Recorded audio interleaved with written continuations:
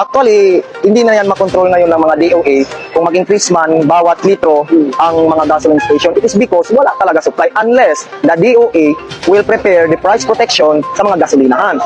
At saka, prepare din sila na dapat may mga consistent supply sa bawat gasolina. So that was the time na pwede sila magsabi na huwag itaas ang presyo. At the same time, wala nang dumarating na order from Middle East. So alam din nila na hanggang April 15 na lang ang fuel ng Pilipinas.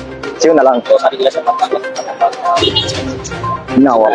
Wala na yun. Yun talaga. Wala tayong magagawa kasi wala tayong supply sa Pilipinas unless mag-allow ang Brunei at saka Malaysia. Pag-allow tayo magdala dito ang Brunei at saka Malaysia, possible pwedeng bumaba yung fuel. Pero let's say for example, basete na ang sigalot sa Middle East, aabot pa yan ng buwan bago mag-rollback ang fuel. Kasi matagal pa yan ang loading from Philippines to Middle East or from Middle East papunta sa Pilipinas. So doon pa lang tayo magkakaroon ng mga konting rollback. Pero as of now, nawala talaga. Yes.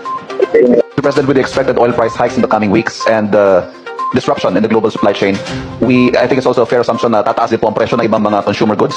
Are there certain goods that we are bracing for, and what interventions are in place? Well, it all depends on how long this lasts. Kasi kung matagal ito, doon mararamdaman. It takes a little while for these price shocks to go through the system. Bago maramdaman consumers, maramdaman nila sa presyo ng mga iba't ibang produkto. But because there will be, siyempre magkakaroon ng effect yan. Pero yung mga halimbawa, the only place where the transport has been disrupted is really in that area.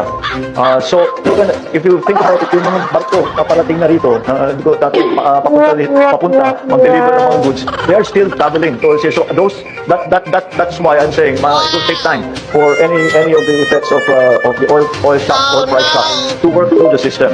And of course, the prayer that we have is that before they work their way through the system, matapos na ito.